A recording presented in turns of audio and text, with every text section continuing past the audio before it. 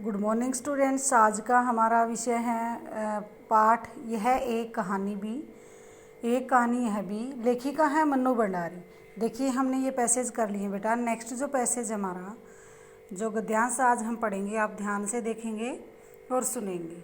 शीला अग्रवाल ने साहित्य का दायरा ही नहीं बढ़ाया था बल्कि घर की चार दीवारी के बीच बैठकर देश की स्थितियों को जानने समझने का जो सिलसिला पिताजी ने शुरू किया था, उन्होंने वहां से खींचकर उसे भी स्थितियों की सक्रिय भागीदारी में बदल दिया।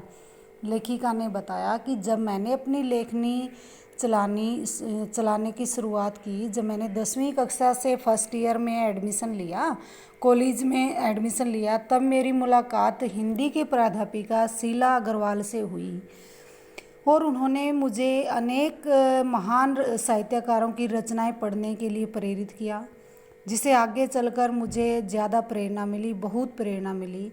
और उन लोगों की जैसे महान जो पुरुष हैं, लेखक हैं, साहित्यकार हैं, उनकी सिर्फ रचनाओं को पढ़ने से ही, हमें किताबों को पढ़ने से ही ज्ञान नहीं मिलता, लेकिन उनको समझाने से, उनके प्रति प्रेरित करने से कि उनकी क्या खूबियाँ, क्या कमियाँ हैं, उन्होंने कौन सी रचना किस उद्देश्य के लिए लिखी, ये सभी बातें शीला अग्रवाल ने लेखिका को बताई। और लेखिका को आगे लेखनी का काम चलाने के लिए, शुरुआत करने के लिए, उसके सीमित दायरे को बढ़ाने के लिए शीला अग्रवाल का महत्वपूर्ण योगदान है। देखिए, शीला अग्रवाल ने साहित्य का दायरा ही नहीं बढ़ाया। क्या बताया लेखिका ने? श्रीमती जो हिंदी की प्राध्यापिका शीला अग्रवाल ने मेरा साहित्य का दायरा ही नहीं बढ़ाया, बल्कि घर की चार दीवारी के बीच बैठकर मैं जो देश की स्थिति या उनकी जानकारी जानने समझने का जो सिलसिला मैंने अपने पिताजी से शुरू किया था, उन्होंने वहाँ से खींचकर उसे भी स्थितियों की सक्रिय भागीदारी में बदल दिया। यानी कि वहाँ से मुझे घर की चार दीवारी से बाहर निकालकर उन्होंने क्रांति के आंदोलन में भाग लेने के लिए मुझे सक्रिय रूप से भागीदारी बनाया। सन 1946-47 के दिनों में वे स्थितियाँ, उसमें वैसे ही घर में बैठे रहना संभव था। भला प्रभात फेरियाँ, हड़तालें, जुलूस, भाषण हर शहर का चरित्र था और पूरे दमखम जोश खरोश के साथ इन सब से जुड़ना हर युवा का उन्माद नशा यानी उत्साहपूर्ण। क्या बताया? जब 1946 का जो दौर था, पूरा जो देश हमारा स्वतंत्रता आंदोलन जो अपने देश में पूरे जोरों पर था, तो उस समय मेरे लिए घर पर बैठना एक शांतिपूर्ण कार्य नहीं था। घर पर बैठे रहना मेरे लिए संभव नहीं था कि मैंने अपने जो महान पुरुषों के साथ, देशभक्तों के साथ जुलूस निकाले, प्रभात फेरियाँ निकाली, हड़तालें, भाषण दिया आदि का बोलबाला था। हर युवक के मन में उन्माद था। सारे देश में माहौल में आंदोलन या क्रांतियाँ चल रही थी।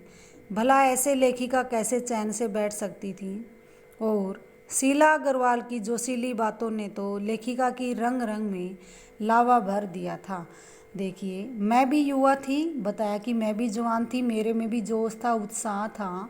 शीला अग्रवाल की जोशीली बातों ने रंगों में बहते खून को लावे में बदल दिया। स्थिति यह हुई कि एक भवंडर शहर में मचा हुआ था, एक घर में। क्या बताया कि जब हमारा जो देश स्वतंत्रता आंदोलन के लिए पूरे जोरों पर था, तो उस समय सभी जो देशभक्त हैं उनमें बढ़ चढ़कर भाग ले रहे थे, तो लेखिका कैसे चैन से बैठ सकती? और उनमें जो शीला अग्रवाल की जोशीली बातों ने तो लेखिका की रंग रंग में लावा भर दिया और लेखिका सड़कों पर घूम घूम कर हड़तालें करवाती, भाषण देती और सारी वर्जनाओं को तोड़कर, यानी कि उनके पिता ने जो सीमा में बांधा हुआ था, घर की चार दीवारी तक ही उनको सीमित था। वो नहीं चाहते थे कि उनकी बेटी बाहर सड़कों पर घूमे, लड़कों के साथ घूमे और नारे लगाएं, हड़तालें करें। वो उनका विरोध करते थे।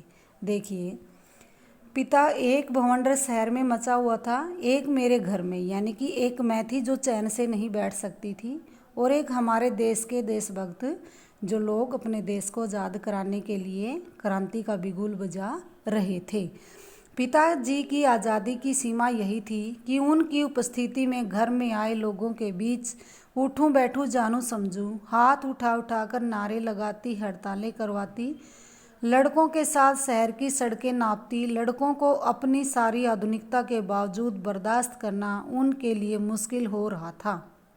उनके पिताजी के बारे में बता रही हैं कि वो नहीं चाहते थे कि उनकी जो आज़ादी थी वो घर की चार दीवारी तक ही सीमित थी। वो चाहते थे कि वो घर में ही उठे बैठे हमारे साथ जाने समझे हमारे देश में क्या हो रहा है, लेकिन वो ये नहीं चाहते थे कि वो बाहर निकले, सड़क पर निकले, गलियों में घूमे, नारे लगाए, हड़तालें करवाएं, लड़कों के साथ शहर की सड़कों पर नापे या घूमे। वो नहीं चाहते थे, इस आधुनिकता को बर्दाश्त नहीं कर सकते थे। उनके लिए ये सहन करना मुश्किल हो रहा था। लेखिका के पिता के लिए तो किसी को दी हुई आज़ादी के दायरे में चलना मेरे लिए जब रंगों में लहू की जगह लावा बहता हो तो सारे निषेध, सारी वर्जनाएं, सारा भय कैसे ध्वस्त हो जाता है।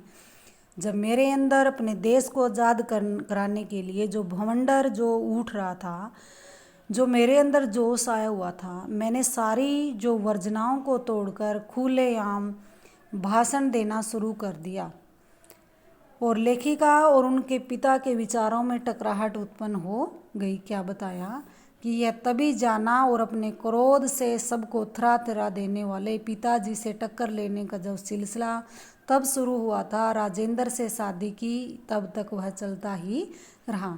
लेखिका ने बताया कि मेरे पिताजी से सब डरते थे, वो अहंकारी थे और वो जिद्दी अड़ियल स्वभाव के थे और शक्की स्वभाव के थे। उनके साथ मेरे और मेरे पिता के साथ विचारों में टकराहट होती थी और ये सिलसिला तब से ही शुरू हुआ था। और जब मेरी राजेंद्र से शादी हुई तब तक ये मेरे पिता के साथ विरोध चलता रहा। ये उस समय का दौर है जब हमारा देश आज़ाद होने के लिए स्वतंत्रता आंदोलन चल रहे थे। हमारा देश गुलाम था। 1946-47 के दिनों में पूरे देश में झलसे, प्रभात फेरियां, हड़तालें का बोलबाला था। तो भला लेखिका कैसे चैन से बैठ सकती हैं, क्योंकि वो शीला जो हिंदी की प्राध्यापिका अग्रवाल से प्रेरित हुई और उनके अंदर भी एक उनके रंगों में, खून में लावा दौड़ रहा था। अपने देश को आज़ाद कराने के लिए पूरे देश में आंदोलन चल रहा था। ये उस समय की पुकार थी, भला इसे कौन रोक सकता है। धन्यवाद बेटा।